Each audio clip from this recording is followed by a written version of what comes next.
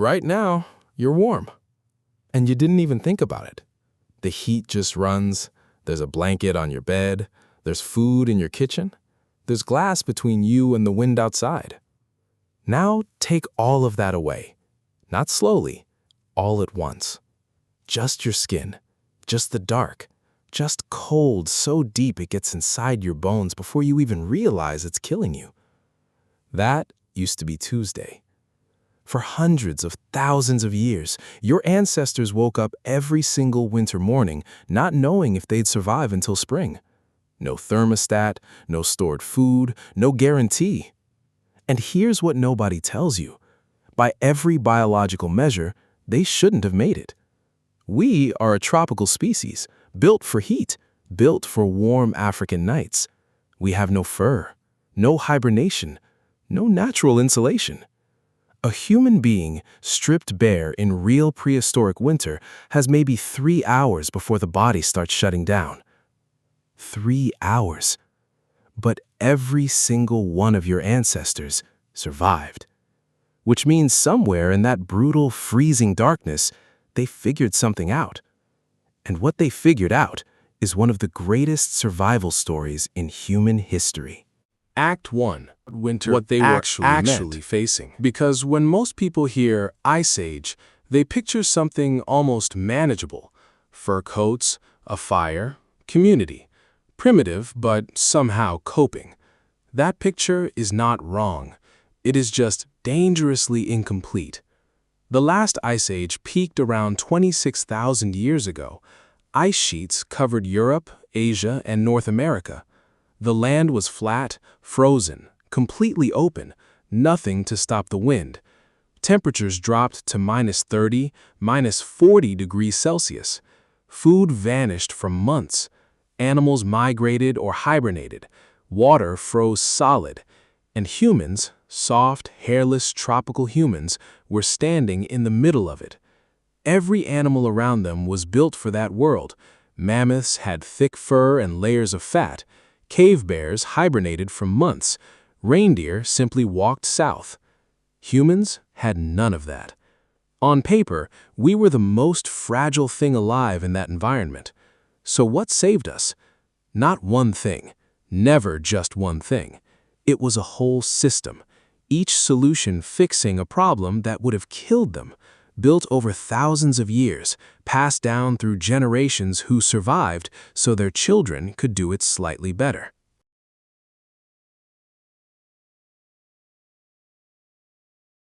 Everything starts with fire. Humans had been using fire for at least 300,000 years, but by the time the cold became truly lethal, fire wasn't a tool anymore. It was the line between existing and not existing. When archaeologists dug up Ice Age fire pits in Ukraine, they expected basic survival fires. What they found stopped them completely. Carefully engineered fireplaces, deliberately constructed. One burned at over 600 degrees Celsius, hotter than 1100 degrees Fahrenheit. These weren't accidents. These were people who understood fire. When wood became scarce on the open frozen land, they burned fat, they burned bone. They used every possible fuel because they understood, in their bones, what happened if it went out. Fire gave them heat, cooked their food, pushed predators back into darkness, but most importantly, it gave them light. Before fire, when the sun set in winter, which happened brutally early, you stayed completely still until morning, paralyzed by darkness for 15, 16 hours a day. Fire gave those hours back, and in a winter trying to kill you, extra hours weren't comfort, they were survival. But fire has one fatal problem. You can't take it with you. Step away from the flame, and the cold is waiting. Patient, absolute. So humans did something no other species has ever done. They took the warmth off other animals and put it on themselves. And here's something that stopped researchers cold. People were skinning bears for fur in northern Europe at least 300,000 years ago. We know because of cut marks. precise, deliberate marks on bare paw bones, exactly where you'd cut to pull a skin off cleanly. This was technique. This was knowledge passed down through generations. But a loose skin leaks heat through every gap. In a -40 wind, a loose fur is barely better than nothing. The real breakthrough came around 30,000 years ago, and it's so small it sounds almost ridiculous. The needle. A thin sliver of bone, a tiny hole drilled through one end. One scientist called it possibly the most important invention in human history, because the needle meant fitted clothing, sealed seams, layers, boots that actually fit the foot. There is an enormous difference between a blanket on your shoulders and a coat built for your body. The needle is what turned one into the other. Suddenly, humans could engineer warmth, not just find it, build it. Everyone pictures ancient humans in caves. The reality is far more interesting. Out on the frozen plains of Ukraine and Russia, where there were no caves and barely any trees, ancient humans looked at what was lying around them: mammoth bones. At a site called Mezerish, archaeologists found circular houses built almost entirely from mammoth bones and tusks. Skulls and leg bones formed the base. Ribs and tusks curved upward as the frame. Hundreds of bones in a single structure.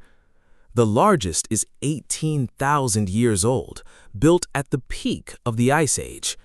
And the site shows repeated use, the same location returned to again and again over hundreds of years. These were not temporary shelters. These were homes. And the design inside reveals something remarkable. Many structures had a deliberately lowered entrance, a cold trap. Cold air is heavy. It sinks. By making the doorway lower than the living space, cold air pooled at the entrance and stayed there, while warm air rose to where the family slept. They understood thermodynamics tens of thousands of years before the word existed.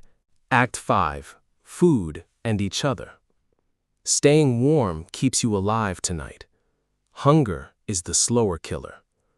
For months in deep winter, there was almost nothing to gather, and the human body, burning enormous extra calories just to stay warm, needs more food in winter, not less.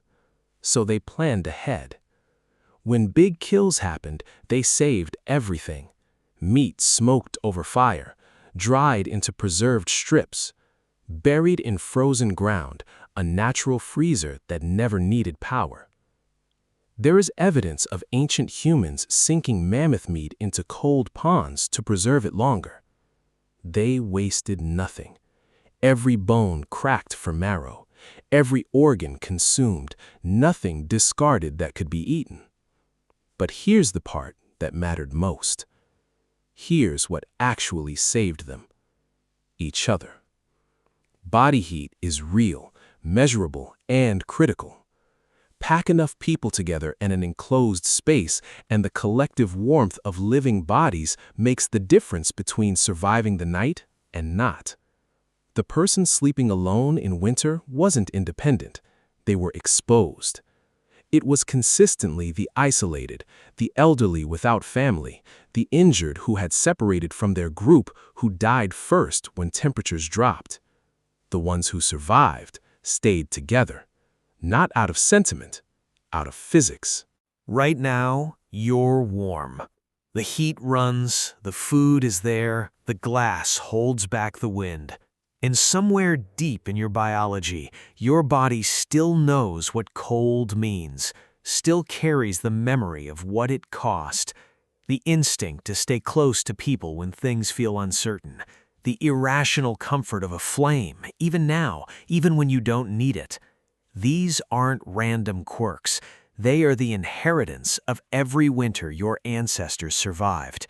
Every single one of them made it through the fire, through the hunger, through the absolute darkness. They made it long enough to pass life forward to you. You are the proof that it worked. But here's the thought that stays. They survived winter by staying close, by sharing warmth, by making sure no one in the group faced the cold alone. We solved winter so completely that we forgot that lesson. We have central heating now, insulated walls, grocery stores, delivery apps. We are warmer than any human being in history. And somehow, we have never been more alone.